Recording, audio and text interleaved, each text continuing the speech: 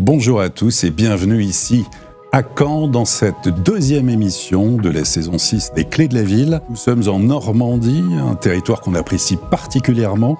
Donc on a décidé, pour occuper le terrain, d'aller de ville en ville, de rencontrer ceux qui fabriquent le territoire. Dans cette émission, coproduite par Figaro Immobilier et Radio Imo, immobilier, logement, urbanisme, patrimoine, l'état des marchés à la fois dans le neuf et aussi dans l'ancien, mais aussi évoquer les petits comme les grands projets. Des échanges, des témoignages en plateau avec des personnalités emblématiques. Nous recevrons maître Jean-Michel Boisset, qui est notaire. Nous recevrons Stéphane Lavriou, qui est directeur régional Nexity Normandie, Bretagne et Atlantique. On est ravis également d'accueillir, c'est le principe de notre émission, notre grand témoin du jour, Colline Hurel, architecte et responsable d'opérations d'aménagement pour Caen, Presqu'île et Normandie Aménagement.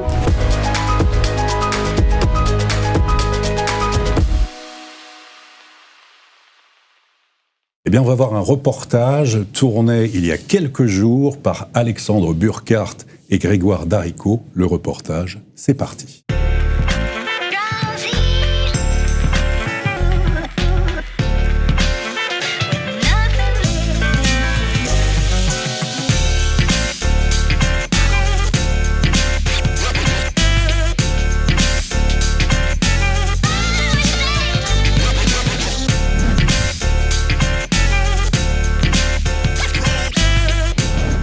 Et bonjour à tous, bienvenue à Caen pour ce deuxième épisode de la 6e saison des Clés de la Ville. Je suis ravi de vous accueillir dans cette ville chargée d'histoire, une ville qui a été détruite, reconstruite pierre après pierre. On va voir ensemble son dynamisme culturel, son dynamisme territorial, puis on va parler bien évidemment d'urbanisme. Au fil de ce reportage, on va voir ensemble comment est-ce que Caen allie tradition et modernité et comment la ville évolue, bouge. Les Clés de la Ville, saison 6, épisode 2, c'est parti.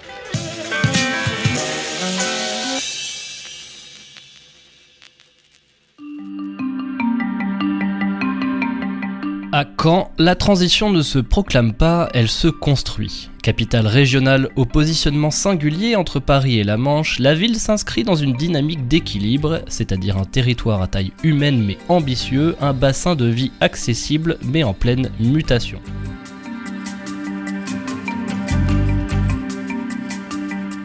Nous sommes ici au cœur historique de Caen, entre ses monuments, ses rues commerçantes, ses ruelles médiévales. C'est ici que bat réellement le pouls de la ville. Le centre-ville, longtemps marqué par l'histoire, se réinvente. Entre réaménagement des espaces publics, revalorisation des friches, mobilité douce, le cœur de Caen affirme une volonté claire de modernité sans rompre avec son identité.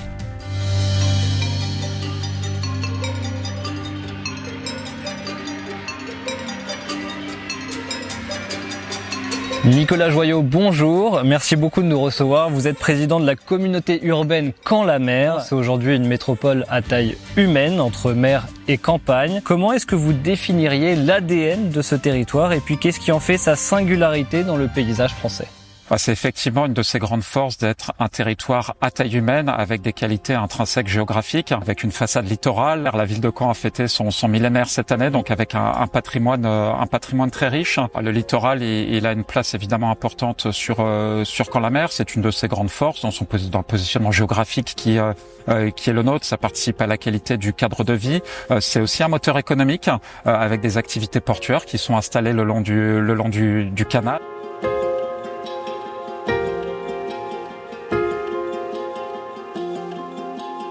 Effectivement, on a un patrimoine très divers sur Caen et sur Caen-la-Mer, un patrimoine très présent aussi de cette période de la reconstruction après la Seconde Guerre mondiale que nous valorisons de plus en plus. Et puis un patrimoine beaucoup plus moderne. C'est dans la discussion avec les acteurs que nous arrivons à concilier ces différents patrimoines. Donc c'est vraiment dans le dialogue avec les architectes, dialogue avec les porteurs de projets, que ce soit des promoteurs immobiliers, que ce soit nos bailleurs publics, en essayant systématiquement de contextualiser les projets dans leur environnement. Il y a une qualité de dialogue qui est très forte sur ce territoire et qui participe grandement à cette dynamique que nous vivons.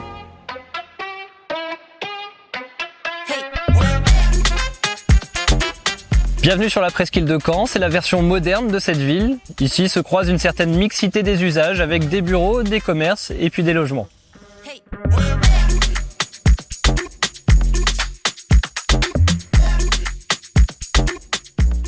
Effectivement, la dynamique de création d'emplois ces 10 dernières années sont environ 1400 emplois salariés privés nets qui ont été créés tous les ans sur le territoire. Donc ça nécessite évidemment une politique de logement qui soit ambitieuse et qui a pour objectif de loger tous les déciles de la population. Donc on a évidemment un travail partenarial avec nos bailleurs publics pour conserver un taux de logement social au-delà des 25% sur le territoire et puis un travail aussi sur le logement des classes moyennes, notamment avec la création ces dernières années d'un office foncier solidaire. Donc on multiplie les outils pour que chaque frange de la population puisse trouver son logement sur le territoire de la communauté urbaine. Le foncier y reste encore abordable, mais la pression s'accentue. Les attentes des habitants évoluent. Proximité des services, qualité architecturale, performance énergétique. Pour les acteurs publics et privés, l'enjeu est d'anticiper sans se précipiter.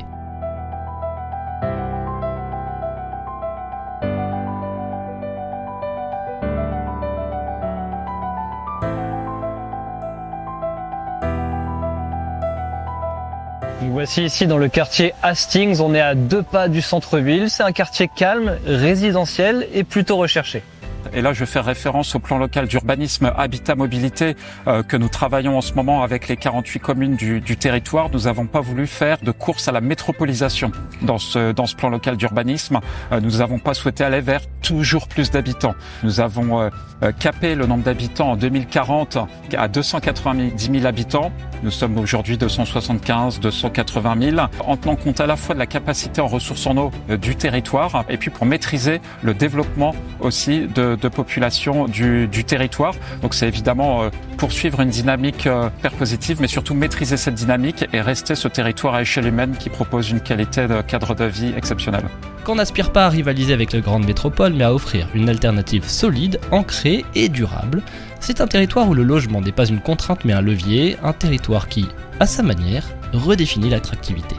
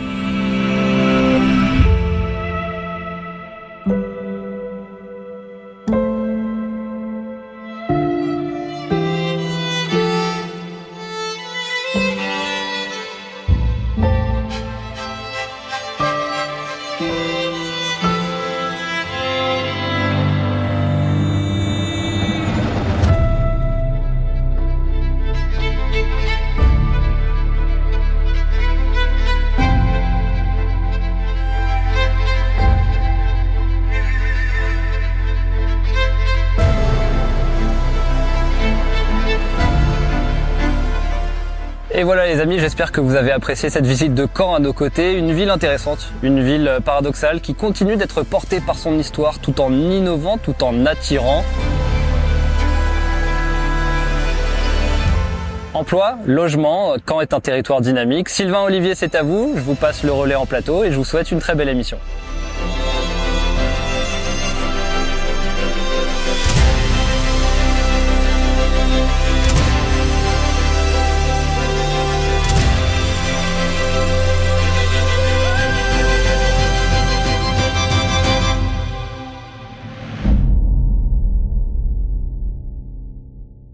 Eh ben, on peut l'applaudir, merci beaucoup. Voilà pour ce reportage donc réalisé il y a quelques jours par Grégoire Daricot et Alexandre Burkhardt. Colline Hurel, donc rebonjour. Bonjour merci à d'être tous. Notre invité ici dans cette émission. Peut-être tout d'abord, que vous inspire ce reportage ? Je pense que c'est très juste, tous les propos de Nicolas Joyot sur la ville, la qualité humaine, l'attractivité, les attentes des habitants et les perspectives de développement qui sont vraiment fondamentalement ancrées aujourd'hui. Alors, on va voir avec vous et on va vous interroger avec Sylvain, notamment sur un magnifique projet projet emblématique de la presqu'île de Caen, qui avait pris une dimension absolument énorme il y a quelques années et qui a été un petit peu adapté, remis au goût du jour. On a revu son ambition, on change un petit peu d'échelle. Est-ce que vous pouvez nous parler justement de ce projet, peut-être initialement de ce projet d'éco-quartier ? Refaire un peu la jeunesse, parce que c'était un projet au départ absolument incroyable. C'était un très grand projet, effectivement. C'est un projet, même en Europe, c'était l'un des plus gros projets. Oui. On l'avait vu sortir. Oui, c'est ça. En fait, en 2012, il y avait donc un grand concours qui avait été organisé, un grand concours d'archi urbain, avec 3 équipes qui avaient été retenues pour concourir. Il y avait l'AUC, il y avait MVRDV et il y avait l'équipe François Leclerc. Et donc, à l'issue de ce concours, c'est l'équipe MVRDV qui avait été retenue pour travailler donc sur le territoire global de la presqu'île. Donc, c'est à peu près 300 hectares. Donc, en gros, c'est depuis la pointe jusqu'à l'estuaire. Et pour travailler sur vraiment toute la cohérence territoriale de toute cette langue de terre en fait prise entre l'Orne et le canal. Et donc c'est MVRDV qui a été retenu pour travailler sur ce projet, avec un projet qui s'appelait la Grande Mosaïque. Ouais. À l'issue de ces études, il y a eu plusieurs secteurs opérationnels qui ont été vraiment qui ont pu être distingués. Donc il y avait le site du nouveau bassin, site sur lequel je travaille aujourd'hui pour la SPL Caen-la-Mer Aménagement, donc qui est le concessionnaire de l'opération pour le compte de Caen-la-Mer. Le site Archipel, donc qui pour le coup est porté par Nexity, et d'autres secteurs opérationnels qui sont aujourd'hui à l'arrêt. Mais aujourd'hui, donc ce sont ces 2 grands secteurs qui sont opérationnels aujourd'hui. Mais initialement, il était question d'habitation. Oui, alors historiquement, sur le territoire du nouveau bassin, de façon spécifiquement, il était question de réaliser à peu près 2300 logements. À l'échelle de la collectivité, de la commune, c'est énorme. Ouais. C'est un projet colossal. Exactement. Et donc c'était vraiment un morceau de ville. Et l'objectif et les ambitions portées par ce projet, c'était vraiment d'en faire une sorte d'extension du centre-ville. C'est-à-dire que d'avoir vraiment un travail fin sur la question de la mobilité, d'avoir du stationnement en ouvrage, donc en parking silo, pour qu'il y ait le moins de voitures possible dans les espaces publics. Des rez-de-chaussée surélevés. Des rez-de-chaussée surélevés, oui, parce que par contre on est dans l'imageur du fleuve, forcément on est pris entre l'Orne et le canal, et donc soumis à des risques inondation et submersion dans le cadre des PPRM, donc les plans de prévention des risques. PPRM, plan de prévention des risques multiples. Parce que là, c'est inondation et submersion. On aime beaucoup ça en France, les acronymes. Ah bah ça, oui, on est servi sur tournure d'addition. Donc vous avez revu, en fait, finalement, la configuration de ce projet pour lui donner une nouvelle impulsion. Exactement. En gros, concrètement, donc en 2022, on avait lancé nos premières consultations promoteurs, etc. On pourra en parler après. Mais on allait signer avec nos équipes pour une première phase de construction, de réalisation. Donc on avait à peu près 250 logements. Et on avait d'ailleurs aussi sélectionné l'équipe d'après. Donc on avait à peu près un volume de 500 logements qui était un peu rythmé sur nos premières phases. En mars 2023, donc on avait aussi toutes les autorisations, notre ZAC était vraiment bien bouclé, on avait le droit de démarrer. En plus dans un temps plutôt bon, ça a été relativement rapide. C'est ça. Et en mars 2023, donc à la fin du mois de mars, en gros, il y a une synthèse du rapport du GIEC qui est sortie et en gros, cette synthèse faisait encore une fois état à chaque fois de perspectives d'augmentation du niveau marin toujours croissante. Il y a eu une alerte en fait, et à partir de là, exactement, de ce rapport du GIEC, donc une prise de conscience qu'il fallait peut-être voir les choses différemment. Exactement, c'est tout à fait ça. En fait, c'est une espèce de changement de prisme justement. On sortait de la question du risque et on allait regarder la trajectoire et le régime courant. Dans le temps. Dans le temps, en se disant... Effectivement, quand on lit le rapport du GIEC, c'est un peu flippé quand même. Quand on le lit, on voit qu'effectivement la projection de ce projet, notamment pour les aspects résidentiels, essentiellement, était problématique dans les années qui viennent. C'est-à-dire où il y avait une projection très forte dans le temps. En fait, ce qu'il y avait, les plans des préventions des risques regardent le risque, donc regardent la question de l'aléa, la conjonction des phénomènes, des pluviométries plus intenses, etc. L'élévation du niveau de la mer. L'élévation du niveau de la mer, mais ce qui n'est pas regardé, c'est j'allais dire...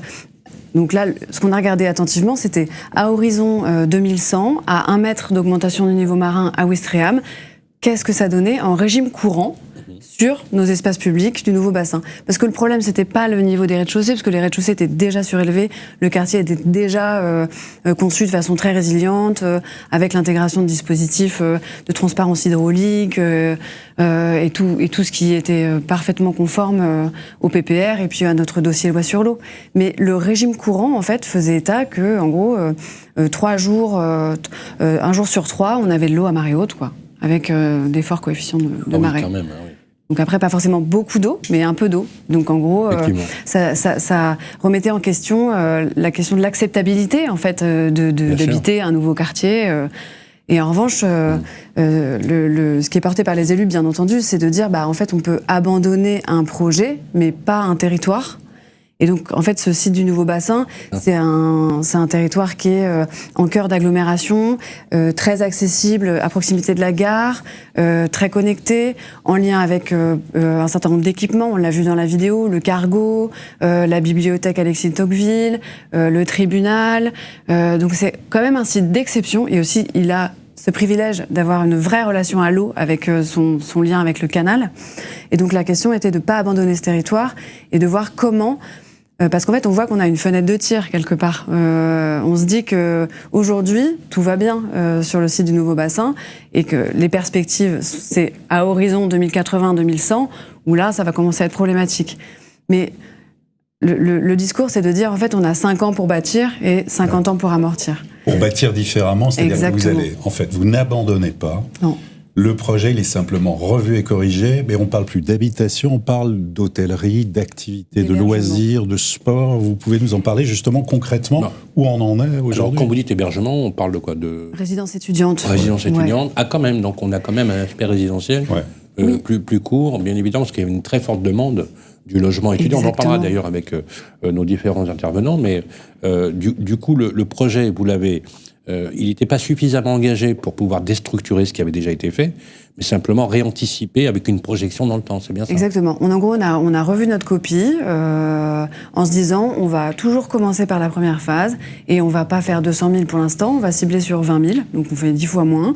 Et on cible plutôt sur les points hauts, donc les points qui seront le plus longtemps possible quelque part hors d'eau ou en dehors de des marées, bien sûr. Et en garantissant bien entendu une accessibilité à travers le réseau viaire pour desservir un peu ces îles de la presqu'île en gros, et en se disant que on va travailler sur une programmation plutôt donc d'hébergement, de résidence, mais à court terme.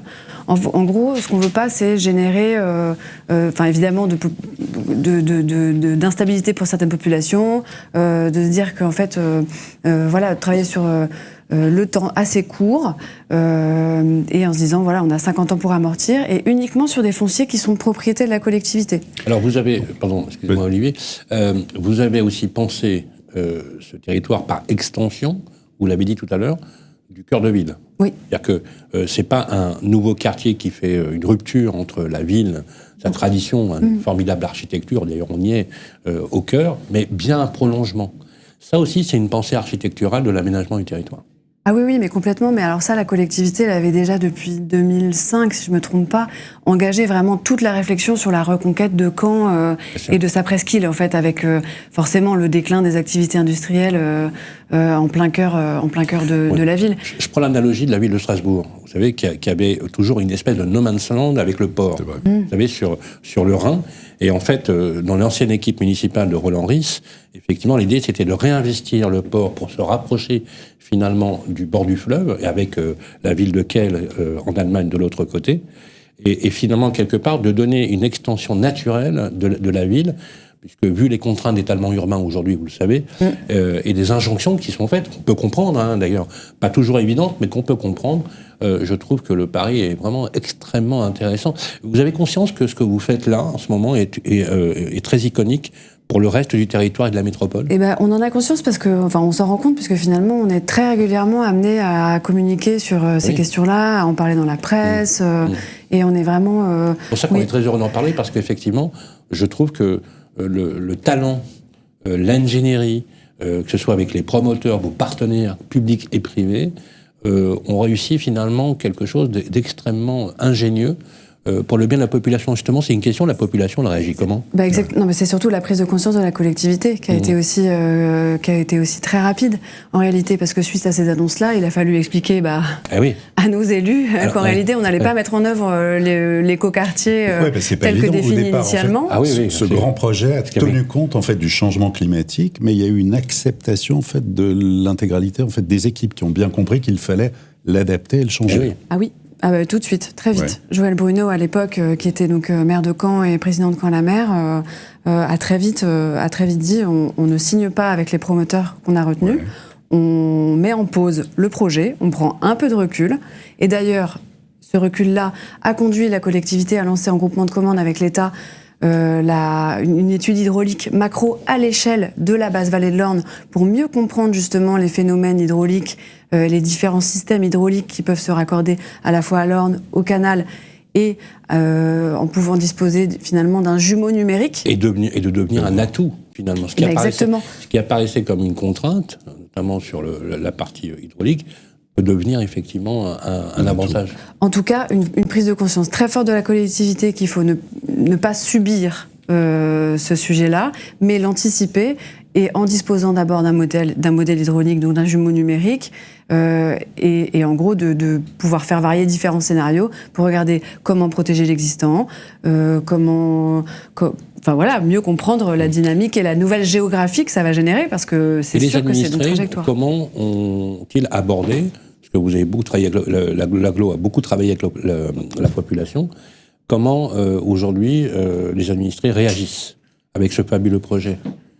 Alors le projet aujourd'hui, les administrés, je pense, saluent le geste de la collectivité, en fait, d'avoir pris conscience de ça. Alors c'est preuve de bon sens. Oui, exactement. Oui. Il y a de bonnes remontées, etc. Parce que vous travaillez beaucoup sur les aspects de concertation, sur la consultation de la population, à l'échelle de la municipalité et de l'agglomération. Oui, bien entendu, mais en réalité, là, aujourd'hui, on est aux prémices de ce nouveau projet. On va lancer prochainement un appel à projet sur ces sites-là pour justement trouver des porteurs de projets pour pouvoir développer les projets immobiliers. Alors, on va y trouver des résidences étudiantes, on va y des trouver activités sportives, la nature aussi qui est placée aussi au cœur du projet. Voilà, ouais. Un peu d'hôtellerie peut-être. Pas de bureau, commerce. A priori, pas de bureau, commerce, artisanat, peut-être dans une seconde phase. Restauration. Alors, c'est vrai qu'au niveau restauration, il y a le lieu.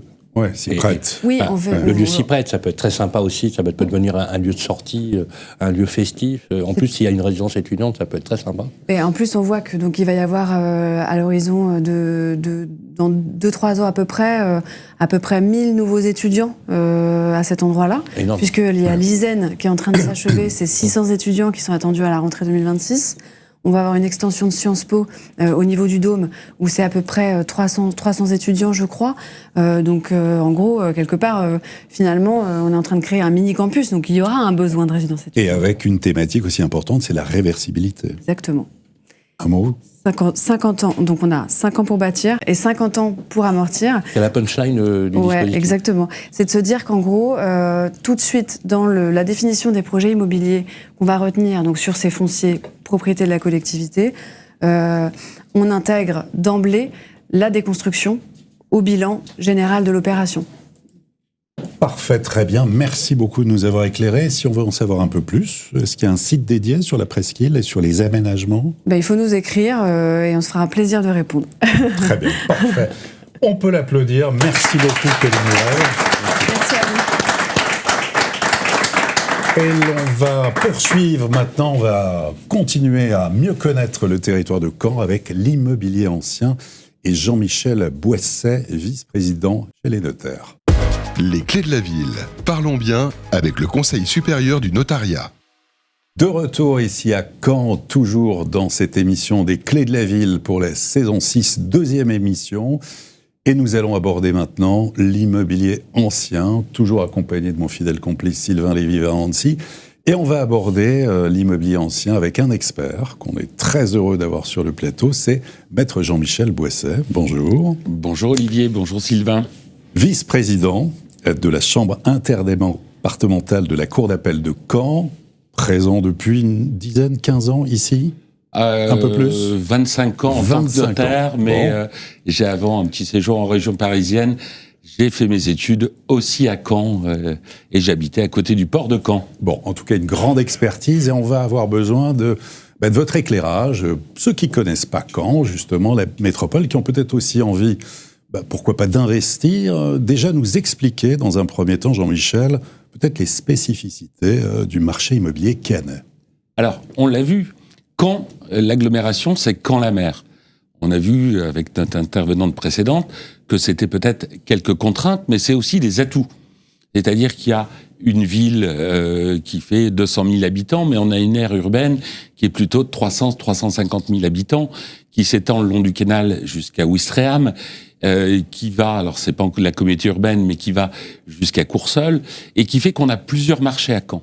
On a le marché pour habiter, pour travailler à Caen, centre-ville et périphérie, parce que c'est une ville de reconstruction. On a l'extérieur de Caen, parce que si vous êtes à l'extérieur de Caen, ou en bord de mer, ou entre Caen et la mer, vous êtes à 10 minutes de la plage, un quart d'heure de centre-ville, 10 minutes de vos zones d'emploi. Donc c'est sympathique. Et d'ailleurs, on a plusieurs typologies de clients. On a des gens qui achètent pour habiter, on a des gens qui achètent pour investir, puisqu'on a une ville étudiante avec 30-35 000 étudiants. On a des gens qui achètent en résidence secondaire, les fameuses côtes normandes qui sont à 2 heures de Paris. Et puis on a un phénomène aussi de gens qui achètent pour une future retraite.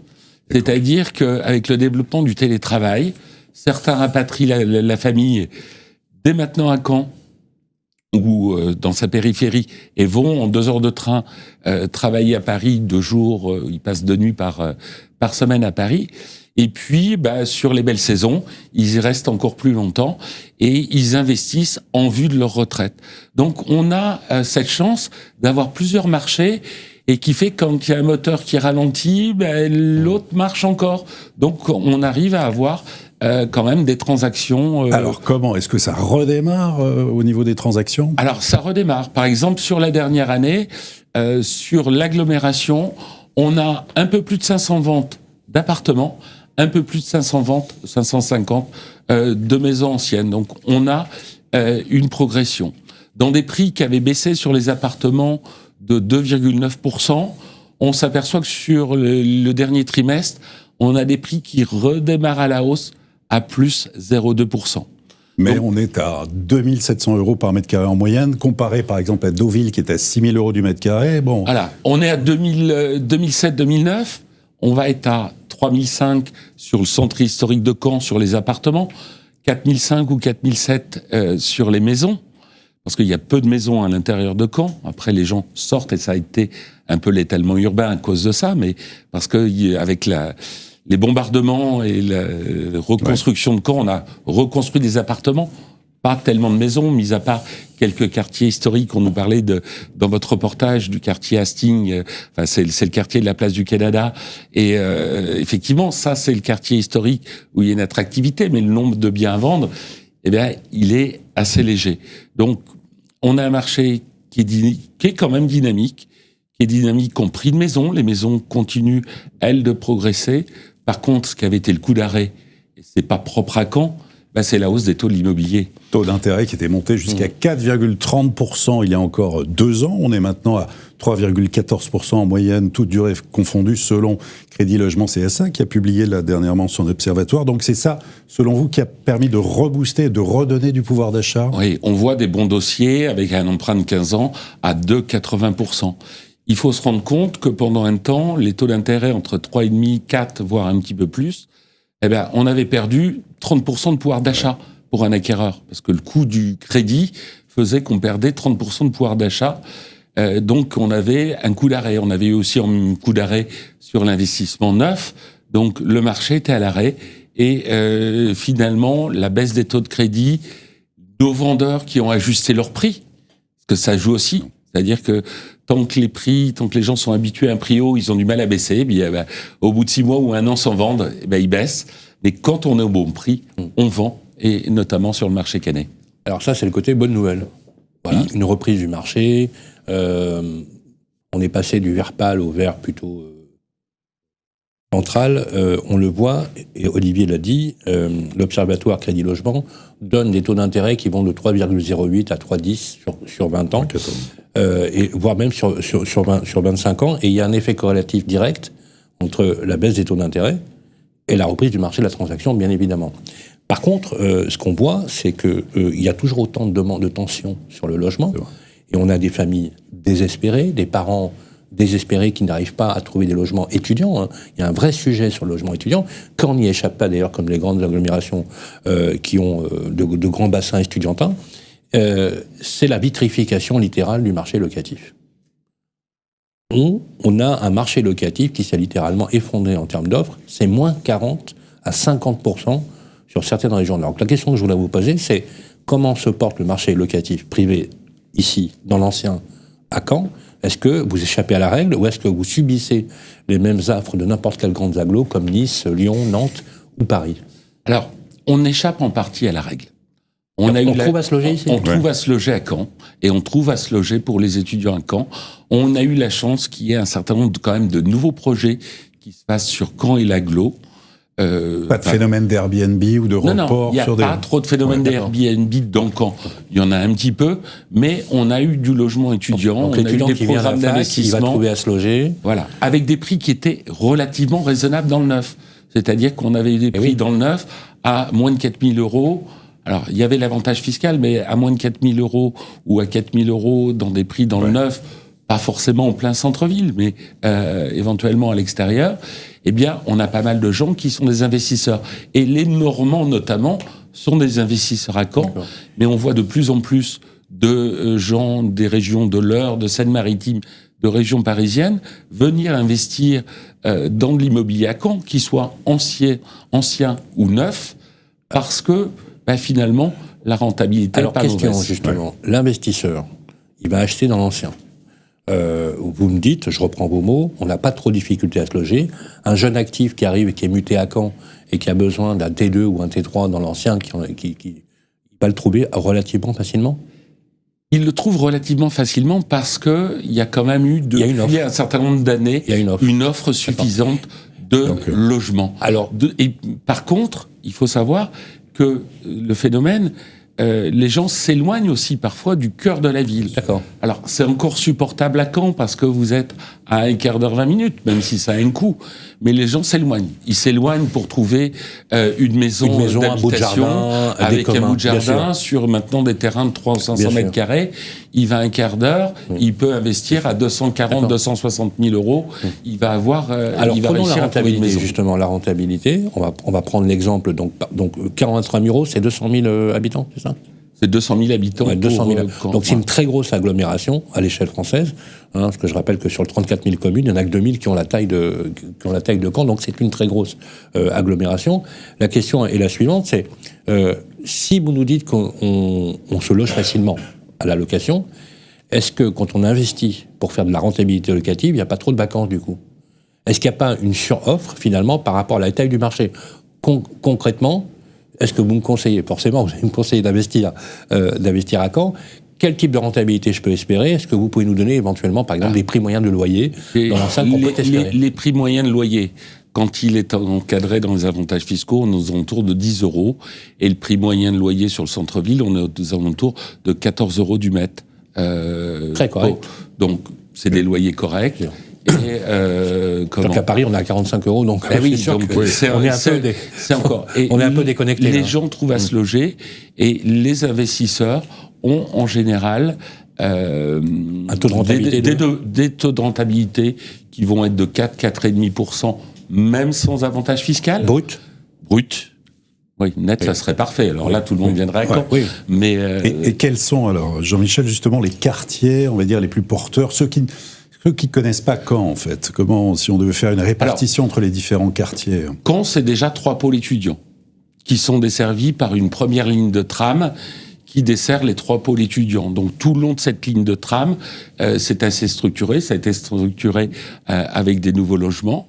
Et puis, on peut considérer que l'arrivée de la deuxième ligne de tram, qui est annoncée pour 2028 à Caen, soit un atout pour ces quartiers. On a des quartiers autour du stade d'Ornano, le stade de Caen, surtout connu quand ils étaient en Ligue 1, un petit peu moins bien maintenant. C'est douloureux. C'est douloureux. Et puis les quartiers chemin vert, je pense, vont voir leur prix progresser, vont voir leur attractivité, parce que le tram 2 va se connecter avec le tram 1, se connecte aussi avec les nouveaux quartiers de la Presqu'île. Donc ça fait une ville plus accessible, et effectivement, les modes de transport permettent de structurer la ville. On a aussi une structuration avec des liaisons douces, un certain nombre de pistes cyclables qui ont été construits, et contrairement à ce qu'on dit, il pleut pas toujours à Caen. Et on a de plus en plus de gens. Oui, casser un peu les préjugés. C'est vrai, ce préjugé qui dit il pleut tout le temps, pas du tout. Il pleut moins à Caen qu'à Bordeaux ou qu'à Biarritz. Oui, et qu'à Paris, d'ailleurs, je précise. Et qu'à Paris aussi. Encore une fois, il faut déconstruire les limites. Il y a une chose qu'il faut dire aussi à toutes celles et ceux qui nous écoutent, c'est que la reconstruction est exceptionnelle. Ouais. C'est une des rares villes, il faut le dire, après-guerre, qui a été reconstruite de manière magnifique, de manière spectaculaire. C'est spectaculaire. Ça n'a pas toujours été réussi dans certaines villes. C'est un peu l'américaine. Je ne sais pas si vous avez vu l'université, le campus 1, c'est typique d'un campus à l'américaine, en plein cœur de la ville, avec des grands espaces verts. Elle est devenue très jolie. Je peux vous citer une autre ville, c'est la ville de Lorient, qui est moche comme c'est pas permis. Mais c'est tellement moche que c'est devenu magnifique, en fait. Et je vais vous dire, l'hôtel de ville dans lequel nous sommes allés, il est tellement moche qu'il a été classé et qu'il est devenu magnifique. Quelque part, ce qui est extraordinaire, c'est que dans la reconstruction, ce que je trouve magnifique, c'est d'avoir ceux qui ont pensé la reconstruction n'ont pas oublié la tradition et le patrimoine de la ville. Et c'est ça que je trouve remarquable. Mais on a eu ces dernières années aussi un développement entre le bâti de reconstruction, l'amélioration du bâti ancien, notamment aller voir du côté du quartier Lorge, qui était une caserne militaire en pierre de Caen, en plein centre-ville ou pas loin du centre-ville, et qui a été rebâti avec des activités publiques. Et finalement, l'arrivée sur la Presqu'île, on le voit dans votre reportage, la bibliothèque, la BMVR, le nouveau tribunal, on a maintenant quelques éléments emblématiques, tout ça autour d'un port, parce que quand on est à 20 km de la mer, mais vous avez des voiliers dans le centre-ville, vous avez des guinguettes l'été pour prendre un pot en plein soleil, et ces nouveaux quartiers, ces axes structurants, cet effort qui est fait pour améliorer la ville, la rend attractive à moins de 2 heures de Paris, à moins de 2 heures de Rennes. On est moins cher que des villes comme Rennes, parce que à Rennes, le prix moyen, c'est 3 600 € du mètre. À Caen, 2007-2009, dans l'ancien, en moyenne, peut-être 3 500 en plein centre-ville, mais le plein centre-ville de Rennes va être aussi plus élevé. On est moins cher que Nantes, que Bordeaux. Donc, on a aussi des gens qui viennent investir avec du pouvoir d'achat, qui sont pas trop loin pour pouvoir gérer et qui trouvent ça intéressant. Parfait. Et pour terminer en conclusion, comme le veut la tradition, en quoi, Jean-Michel, faut-il être particulièrement attentif aujourd'hui quand on souhaite vendre ou acheter un bien immobilier ? Vos bons conseils, vos règles d'or. Alors, j'ai un conseil et puis j'aurai un souhait pour l'immobilier aussi. Mon conseil, c'est, on connaît les règles, l'emplacement, ça c'est invariable dans l'immobilier, mais il faut quand même y rajouter la performance énergétique. Parce que dans l'immobilier ancien, finalement, on aura quand même des travaux d'amélioration de cette performance énergétique à financer, qui vont représenter peut-être un coût de 1 1200 € au mètre carré sur les années à venir. Alors ça va s'étaler dans le temps, c'est 2050, mais on va passer d'un 2007 à un 3009. On va pas être loin des prix du neuf, mais c'est cette tendance, donc il faut faire attention. Et puis, on parle de ce marché immobilier qui parfois est à l'arrêt parce que il faut une vente pour en débloquer une autre. Moi, j'ai un souhait. J'aimerais que les banques fassent un effort sur la portabilité des prêts immobiliers. On peut transférer une hypothèque juridiquement d'un bien sur un autre. Eh bien, si les banques autorisaient à ce qu'un acquéreur, un vendeur ne rembourse pas son prêt mais puisse le réemployer, on aurait de nouveaux acheteurs. Parce que on a beaucoup de gens qui ont emprunté à 1% qui me disent « Mais pourquoi je vais vendre maintenant alors que j'ai un emprunt à 3% ?» Donc maintenant... Mais vous avez vu que les banques n'étaient pas d'accord. et que c'est pas leur intérêt. Juridiquement, c'est possible, mais c'est pas leur intérêt. Et que dans intérêt. un marché qui est à 3,5%, je vois pas une banque qui ferait la portabilité d'un crédit qui restant à 10 ans avec un taux de 0,8 ou 0,9 ou 1,5%.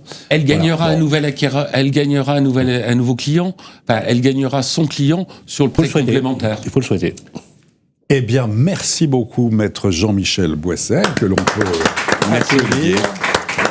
Merci beaucoup et on se retrouve dans quelques instants pour parler immobilier neuf. Les clés de la ville, la vie ensemble, avec Nexity. De retour ici à Caen pour l'émission Les Clés de la Ville, on va parler immobilier neuf avec notre invité Stéphane Lavriou. Bonjour Stéphane. Bonjour à vous. Directeur régional Normandie Grand Ouest, directeur général de Normandie Grand Ouest. Et pour démarrer l'entretien, Sylvain Lévy-Valenti. Bonjour Stéphane. Bonjour Sylvain. Alors, en 3 mots, vous avez une promotion. Directeur régional, directeur général. Grand Ouest. Les deux. Bon, moi, je suis ravi de vous retrouver, puisqu'on s'était déjà croisés sur, justement, les clés de la ville. Alors, vous êtes, on va dire, très intégré et très implanté dans le secteur. Vous avez pas mal d'opérations à votre actif. J'aimerais d'abord, si vous voulez bien, dans un premier temps, qu'on présente votre activité sur le territoire et surtout insister sur le fait que chez Nexity, vous avez un ADN qui est le logement abordable et vous êtes installé dans le territoire de manière très ancrée. Alors, effectivement, je pense que dans le territoire normand, on doit être ici depuis une quarantaine d'années, notamment en aménagement. Une agence... une filiale à Rouen, une filiale à Caen. Donc Caen, effectivement, fait partie des historiques en fait de Nexity. C'est une douzaine de personnes, donc c'est pas tout à fait la moitié des collaborateurs de la Normandie, mais c'est 12 sur 30 personnes qu'on a en Normandie. Donc un pôle aménagement, un pôle effectivement de promotion. Donc on a effectivement une ADN sur la Normandie de pouvoir plutôt être sur des produits innovants. On travaille beaucoup d'opérations en bois. Donc des opérations en bois, on en a effectivement sur des opérations communes parce qu'au fond, la nouvelle organisation de Nexity qui a été mise en place, même si on le faisait avant, je dirais, on faisait de la prose avant de savoir qu'on en faisait, avec un travail commun entre les aménageurs et les promoteurs. Donc on a effectivement des opérations communes avec des opérations innovantes, puisque l'origine de l'aménagement, c'était Foncier Conseil. Foncier Conseil qui a toujours été, je dirais, poussé par l'innovation, par la biodiversité. Voilà. Et d'ailleurs, dans le groupe, vous avez développé iWood. Ewood. On dit Ewood. Voilà, Ewood, parce que c'est Y-W-O-2-O-D. Bon, Ewood. Ouais. Alors justement, c'est un mode constructif innovant, parce que ce qui est intéressant chez Nexity, c'est que non seulement vous êtes ancré dans le territoire d'un point de vue historique, mais vous avez toujours eu finalement ce schéma d'innovation, de frugalité, pour chercher des modes constructifs innovants. Le bois, c'est important. Et d'ailleurs, vous avez développé une construction bois à Douvres-la-Délivrande. Oui, entre autres. Entre autres. Puisque... Non, mais c'est iconique. Vous pouvez nous expliquer justement l'avantage L'avantage du système. Bon, déjà, c'est l'avantage d'un groupe comme le nôtre, c'est qu'on est capable de mettre en place, je dirais, des études pour venir créer, je dirais, des modes constructifs innovants pour ensuite les développer en région. Alors, par mon ancienneté dans le groupe, qui est pas de... Je suis arrivé au siècle dernier dans le groupe, donc il faut quand même le savoir, où j'ai participé à la mise en place du produit Ewood à l'époque, en 2008. Et aujourd'hui, au fond, je pousse cette innovation. Donc le projet Ewood, c'est des ensembles des bâtiments donc collectifs, 100% en bois. Donc plancher, mur... ossature bois, pas de plancher béton. bois, à part le noyau central. À part le noyau central. Qui sert, je dirais, à contreventer. Voilà, donc l'opération de Douvres, donc c'est une opération sur un modèle, je dirais, qu'on a mis en place, je dirais, qui est plutôt un modèle sociétal, puisque ça s'appelle Complicity. C'est des résidences intergénérationnelles où, au fond, il y a des zones de communes plus larges avec des salles communes pour pouvoir créer de l'animation et de la connexion entre les familles et les anciens. Donc on a une proportion on a 20% de logements qui sont adaptés aux personnes, je dirais aux seniors, et le reste c'est des familles classiques. Et c'est de créer le village et l'entraide en fait entre les... Un peu intergénérationnel. C'est une résidence intergénérationnelle. Alors, justement, on l'a vu. Juste une dernière question sur les modes constructifs. On en parle beaucoup en ce moment. Parce qu'effectivement, l'avantage du bois, c'est une empreinte carbone ultra maîtrisée. Je parle d'ailleurs sous le contrôle d'une architecte qui m'écoute. Le bois, ça peut devenir une bonne alternative. Et contrairement à ce qu'on peut imaginer, c'est pas un matériau délicat dans le sens où c'est aussi un matériau durable. Question qu'on nous pose très souvent, est-ce que ça coûte plus cher de construire en bois? Parce que ce que j'ai vu, moi, sur les opérations, c'est que ça va beaucoup plus vite, qu'on a un délai de construction qui est plutôt rapide et assez satisfaisant. Est-ce que les prix de sortie, c'est-à-dire les prix, sont aujourd'hui maîtrisés, Stéphane Lavriou? Alors, les coûts de construction sont légèrement plus chers, je dirais. De combien? Mais à partir du moment... 5%, 10%? Ouais, 5%.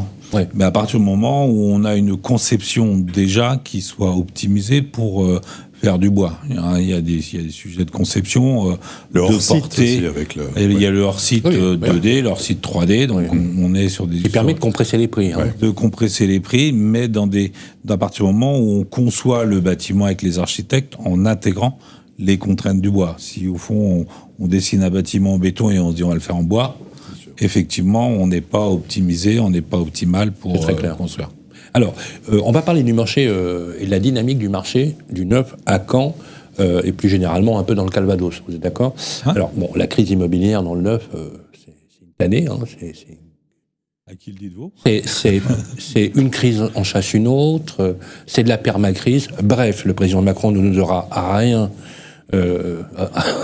rien laissé. Bon, je dis ça, je dis rien.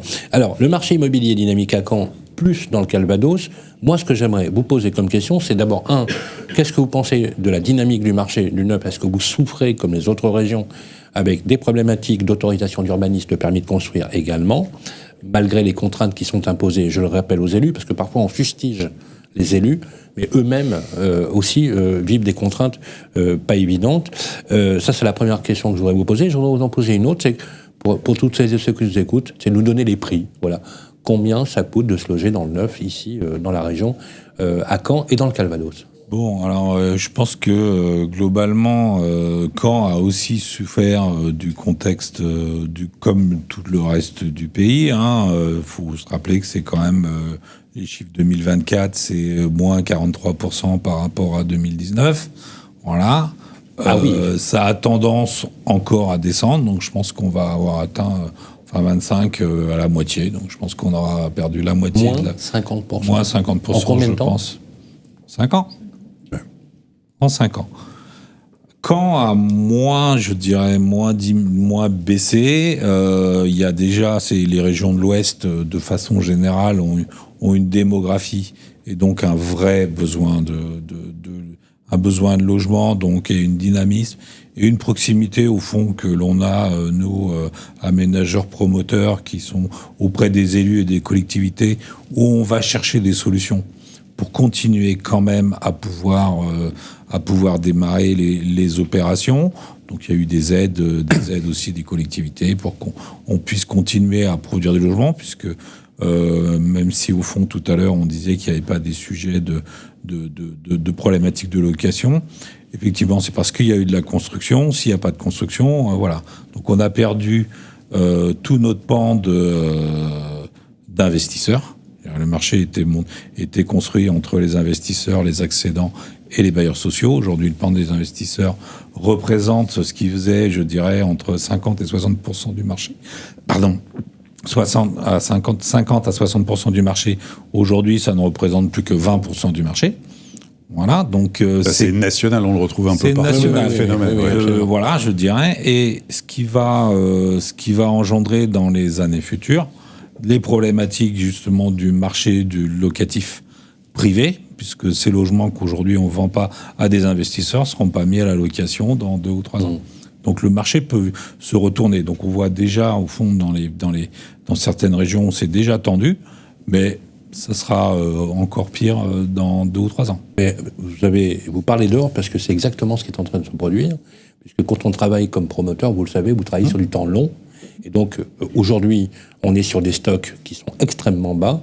la reconstitution d'une politique du logement, la reconstitution d'opérations telle qu'on l'a connue, il va falloir, pour faire pivoter le paquebot, plusieurs années. Il y en a qui parlent de 2027, 2028, même des personnes qui disent que pour retrouver... mais il y a une bonne chose quand même. Hein. Voilà, il y a une bonne chose. 2027, il y a les élections. Donc on peut toujours espérer, et le pire n'est jamais décevant. Alors... Donc pour le prix. Alors, moi, ce que je vous demandais, c'est les prix sur toute la Normandie, le Calvados, et y compris Caen. Voilà, à combien on peut acheter du neuf ? Le prix moyen est à peu près à 4 000 €, donc on était en phase avec ce qui s'est dit tout à l'heure. Avec la place de parking. Avec une place de parking. Ah oui, pas mal. On vous donne avec la place de parking. D'accord. Il y a toujours des projets un peu emblématiques. Basse Normandie, Calvados. Voilà, 4 000 € moyen sur la Normandie, Basse Normandie. Et je dirais le prix moyen à Caen, c'est 4 200, quoi. 4 200 mètres. On peut trouver aujourd'hui, dans l'immobilier neuf, sur Caen. Ok. Est-ce que la location, aujourd'hui, est équivalente, qu'on a vu avec Maître Boisset tout à l'heure, qui nous donnait un prix moyen de 10 € du mètre carré sur l'ancien, et cœur de ville, on était, je crois, à 14 € du mètre carré. Et quel est le prix moyen du mètre carré à location dans Caen, et puis plus généralement dans la région ? Dans le neuf. Alors on n'est pas tout à fait aligné, on n'a pas les mêmes chiffres. Voilà.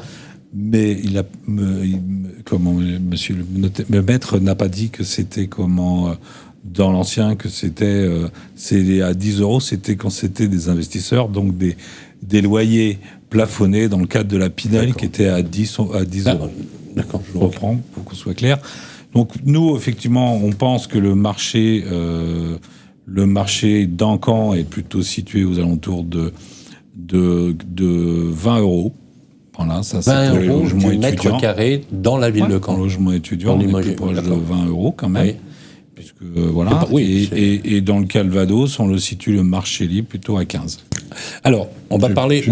Juste une question. Quels sont pour vous, en fait, Stéphane, les leviers de la relance ? On parle, et vous l'avez évoqué tout à l'heure, pendant des années, 50% investisseurs, 50% accédants. En fait, en gros, le volet investisseur qui se réduit totalement. On parle d'un statut du bailleur privé pour relancer la machine, le prêt à taux zéro d'un côté, les donations de l'autre. Quelles sont pour vous les clés d'une relance, en tout cas dans le neuf ?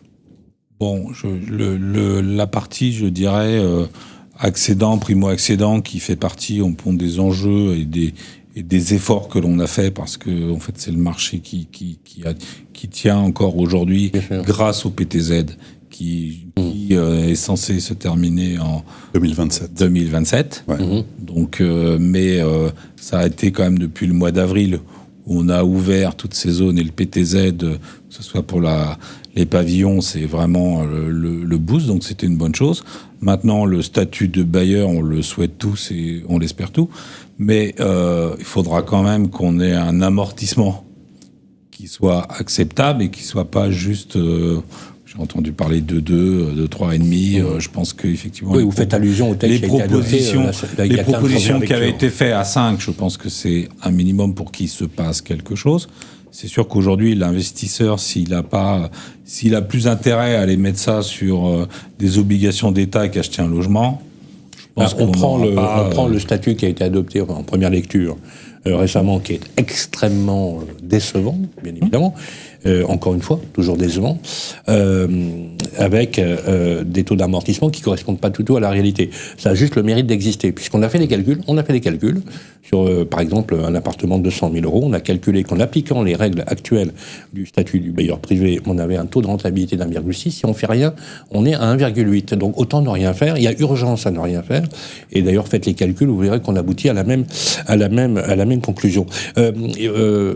La politique du logement, tout est politique dans le logement. De toute façon, tout est politique dans le logement, y compris dans l'ancien. Donc là, la seule espérance que nous avons, c'est 2026 et 2027. Mais on va parler maintenant, si vous voulez bien, des opérations emblématiques de Nexity, notamment à Caen et à Bayeux. Parce que autant finir sur des notes positives, parce que vous êtes très résilient chez Nexity. Non seulement vous avez réabordé chez Nexity une transformation complète de l'entreprise, avec votre présidente Véronique Bédag, mais vous avez toujours gardé, et je trouve ça extrêmement ingénieux, cette idée du logement abordable. Et d'ailleurs, vous avez des offres en ce moment, où vous dites aux primo-accédants, par exemple, aux acquéreurs, pour le prix du loyer, vous pouvez acquérir la propriété. Et vous avez trouvé des solutions qui permettent aujourd'hui de vous adapter à cette nouvelle donne. Ouais, voilà, on a effectivement notre notre chemin pour aller chercher l'accédant, c'est de se dire bon, quelle est la capacité. Donc le marché est un peu révolutionné parce que il y a deux marchés. Il y a le marché d'hier qui était 2020-2021 et le marché d'aujourd'hui, avec des clients qui ont changé, qui n'ont pas du tout la même capacité. Et donc, on a travaillé auprès des accédants, c'est loyer égal crédit. Donc, on vient, au fond, avec le PTZ, nous aide à trouver le chemin. Et derrière, on vient aussi abonder un PTZ qu'on pourrait appeler le PTZ Nexity, ouais, qui est là pour encore faire baisser les mensualités, qui est complémentaire du PTZ. En partenariat avec une grande banque nationale. Avec la grande banque nationale. On peut donner son nom ? Ça doit être LCL. Voilà, c'est le Crédit Lyonnais. On va parler de l'opération Archipel à Hérouville-Saint-Clair. Alors, qui est un projet labellisé BBCA, qui est un site pilote, avec une programmation extrêmement importante. 1300 logements. Voilà, donc on est en complément de l'opération sur laquelle on est intervenu tout à l'heure. Oui. Donc Hérouville, c'est un concours d'aménagement qui a été gagné par les équipes de Nexity en 2020. Donc c'est une ancienne friche industrielle portuaire qui va être réaménagée. Donc on a eu tout à l'heure les sujets de la montée des eaux du GIEC. On a l'avantage d'être un site beaucoup plus haut que celui de Caen. Donc donc on n'a pas eu, on sera au pire au pire 2 mètres au-dessus du niveau de l'eau maximum envisagé. Donc c'est ce que vous disiez tout à l'heure. C'est notre avantage. Et c'est vrai que ce quartier, c'est ZAC, c'est un futur quartier à Hérouville, a été conçu, bien sûr, en intégrant l'eau, en tournant vers l'eau. Ça a été conçu avec, je dirais, 4 îles, si vous voulez, qui sera uniquement piéton, avec le parking silo à l'entrée, où là, on trouvera des aménagements, des plages urbaines, une végétalisation effectivement très développée, des commerces, hôtels, des zones publiques. 1500 mètres carrés de commerce, 5000 mètres carrés d'activité, 3000 mètres carrés d'hôtellerie. Voilà, et 1300 logements. Très belle répartis sur 4 îlots indépendants. Où les bras de mer viendront passer entre on va le suivre avec beaucoup d'attention. À Bayeux, vous avez réaménagé également le site de votre partenaire, le LCL, parce que vous avez créé un nouvel écoquartier. Vous pouvez nous en parler quelques mots ? Alors, LCL, ça fait partie de la stratégie de venir réaménager des anciens sites, des quartiers, des anciens sites. Alors, ce site-là, c'est l'ancien site régional du LCL, du Crédit Lyonnais, où là, il traitait les chèques, où il traitait, il y avait une imprimerie, c'était quand même un site dans Bayeux, en plein cœur de Bayeux, qui avait 1600 personnes. Et donc, on a travaillé avec eux, donc on va démolir l'ensemble des bâtiments. On laisse effectivement, on vient redessiner un quartier sur ce terrain, donc qui fait presque 10 hectares. Et on va venir construire le cheminement principal et reste le même pour pas venir tout démolir. Et on vient reconstruire. Il y a 1300 logements collectifs et des terrains à bâtir, plus 1500 mètres carrés de bureaux. Un immense merci à vous, Stéphane Lavrieux, directeur général Grand Fret. Applaudissements du public. Merci. Merci beaucoup. Merci, et on se retrouve tout de suite pour la conclusion de l'émission. À tout de suite. Et voilà, c'est le moment de conclure l'émission Les Clés de la Ville depuis la chambre interdépartementale des notaires de la Cour d'appel de Caen. Et comme le veut la tradition, un mot de conclusion avec notre invité, notre grand témoin, Colline Hurel. Merci. Moi, ce que je retiens de tout ça, c'est qu'on a le sentiment vraiment qu'on est un peu un tournant dans nos métiers respectifs, que ça soit l'aménagement, l'urbanisme, l'architecture et la façon de concevoir et de se projeter dans la ville, au regard de tous ces enjeux-là auxquels on est confronté, et notamment les enjeux du changement climatique.